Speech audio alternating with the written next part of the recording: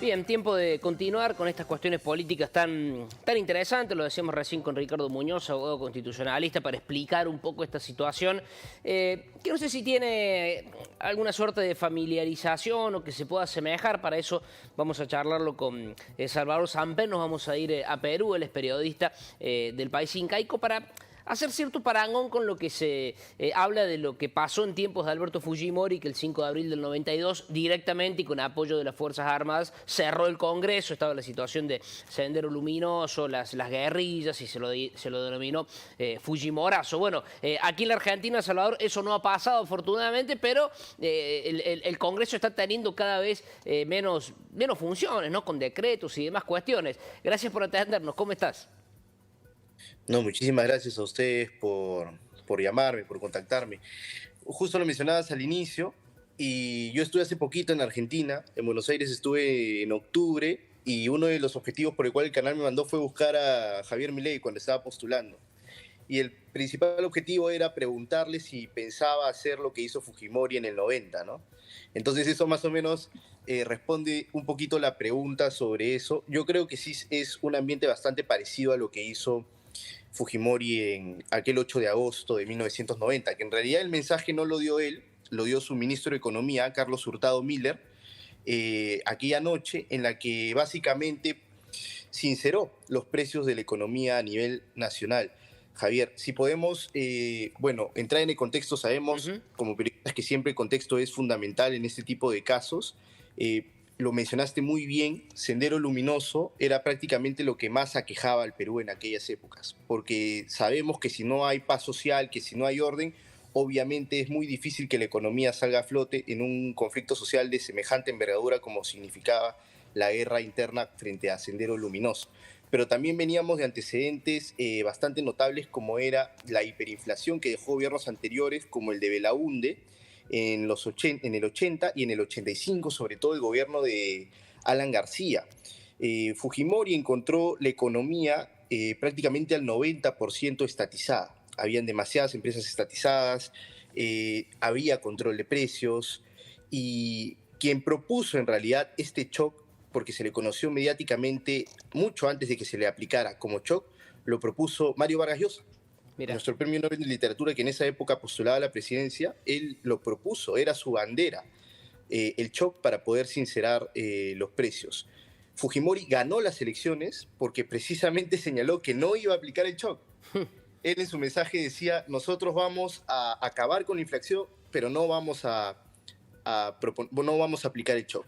Y para que la gente nos entienda un poquito más o menos a qué le llamamos nosotros shock aquí en Perú, bueno, había una cierta cantidad de precios, había hiperinflación, pero eso no afectaba mucho a la gente ni su poder adquisitivo, porque había control de precios y había mucho subsidio en cuanto a productos de primera necesidad, como es el caso del pan, el caso del aceite, los fideos, el arroz, y productos tan esenciales también como la gasolina. Después de este mensaje del 8 de agosto de 1990 del ministro de Economía, Carlos Hurtado Miller, esos precios se dispararon. Costaron 3, 4 veces más. En el caso de la gasolina, incluso más de 10 veces más costó a partir de esa noche.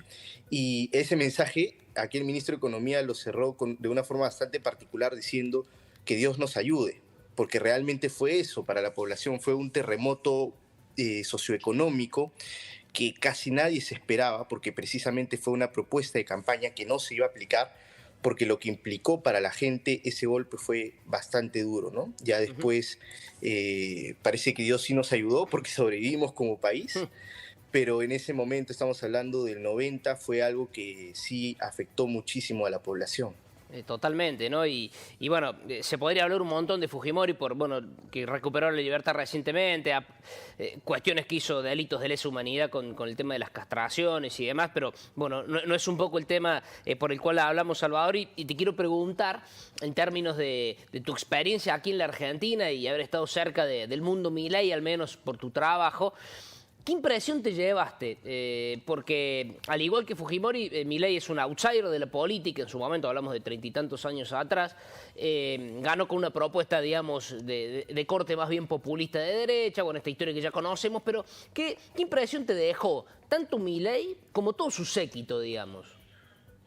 Sí, tratando de hacer el paralelismo, yo creo que Alberto Fujimori y Javier Milei son políticos completamente distintos.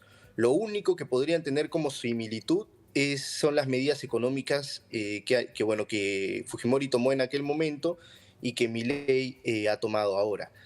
¿Por qué son completamente distintos? Porque Alberto Fujimori recién fue un personaje conocido 8 meses antes de que se realizara la elección. Él era decano de la Universidad Nacional de Ingeniería. Alberto Fujimori es ingeniero de Sí, sí. profesión. Lo conocen 8 meses después. Nadie esperaba que pasara la segunda vuelta. Y es más, yo no recuerdo porque en ese momento todavía yo no había nacido, pero sí revisando la historia podemos darnos cuenta que todos los medios internacionales habían venido para ver a Mario Vargas Llosa como ganador. Claro. Y Fujimori fue quien terminó dando el batacazo, y por esto que sucede, como también sucedió ahora con Pedro Castillo, las encuestas no previeron que Alberto Fujimori iba a crecer como creció, y la clave, como lo mencionábamos, fue que la población le creyó que efectivamente no iba a ocurrir el shock, ¿no? Yo a Javier Milei lo conozco como personaje mediático hace 5 años aproximadamente. A mí me gusta mucho la televisión argentina, la prensa argentina en general. Yo lo sigo desde hace bastante tiempo. Y Milei siempre ha aparecido no solo en los programas políticos, periodísticos, sino también en los de farándula o de espectáculos, como lo podemos mencionar. Entonces es alguien que se ha mantenido en el espectro social, por decirlo ya, desde hace bastante tiempo, y poco a poco ha ido ascendiendo, primero después como diputado, luego en la campaña presidencial, siempre poniéndose en las antípodas del kirchnerismo, pero es un personaje que siempre ha estado en la esfera pública, por llamarlo de alguna otra forma, radical, despeinado, muchos lo llaman loco, etcétera, pero siempre se ha mantenido ahí, y es una persona a la que ya se le conocía. Entonces, ya se sabe a qué postura iba. Lo de Fujimori fue una completa sorpresa. Y eso más o menos es lo que yo sentí cuando estuve en Argentina en octubre y cuando estuve un poco antes en mayo, porque yo fui a Claro. Mendoza de vacaciones en mayo, y yo fui, me acuerdo, en mayo a Mendoza encontré el peso a 500, y luego fui en octubre y lo encontré a 1000. Entonces, más o menos la gente ya sabía que se encontraba con Milei. Acá en Perú con Fujimori era completamente distinto, ¿no? Claro. Salvador, estaba viendo aquí en el celular, chequeando la inflación de Perú, creo que es, si no me equivoco, del 3,3 o de interanual, por ahí más o menos, está datos de septiembre en comparación de aquí, bueno, es otro planeta. Y a su vez es un país que hace tiempo tiene el mismo presidente del Banco Central y es un país que ha crecido un montón en los últimos años, a pesar de que internamente en lo político han explotado presidentes que han durado prácticamente nada, con un montón de escándalos, y con Dina Boluarte que pareciera haber, no sé si encontrado o encauzado algo en términos institucionales, pero bueno, sin que Perú vuelva a ser noticia por los cambios presidenciales. Por último, te pregunto, ¿qué te merita esta situación tan dicotómica de lo económico? Bueno, estar bien, al menos lo que nos llega de afuera en términos macroeconómicos, pero a nivel político con tantos inconvenientes, ¿no? Sí, en el 2020 tuvimos 5 presidentes en una semana. 5 presidentes en una semana. Martín Vizcarra, lo vacan, sale Manuel Merino. Después de salir Manuel Merino, entra Francisco Sagasti. Y después tuvimos las siguientes elecciones. 4 presidentes, perdón, no 3 presidentes. 4 presidentes en una semana en el 2020.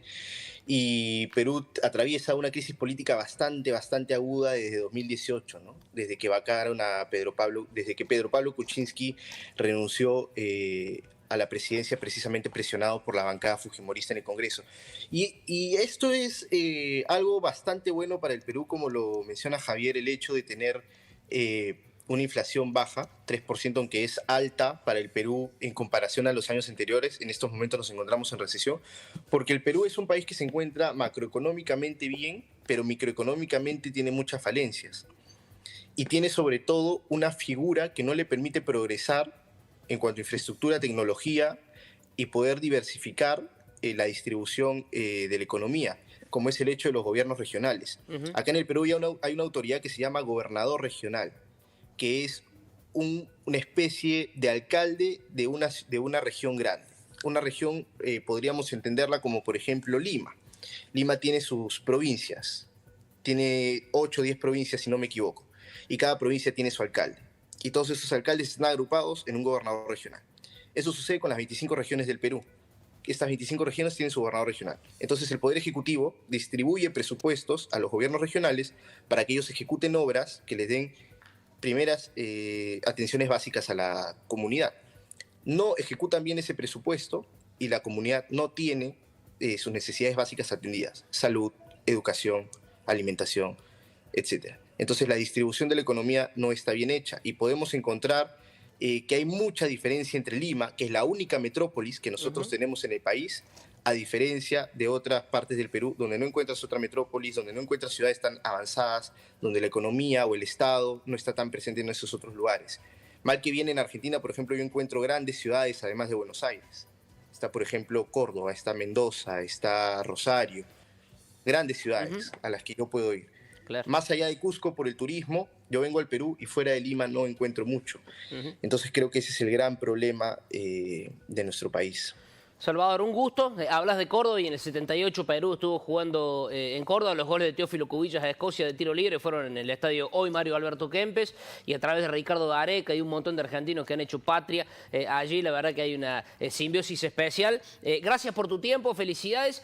Y te pregunto, aprovechando la gastronomía peruana, ¿qué se come en Año Nuevo? ¿Qué es lo habitual? Acá, bueno, asados, corderos, lechones, etcétera. En Perú, ¿con qué se deleitan? ¿Con qué bicho de mar, por así decirlo?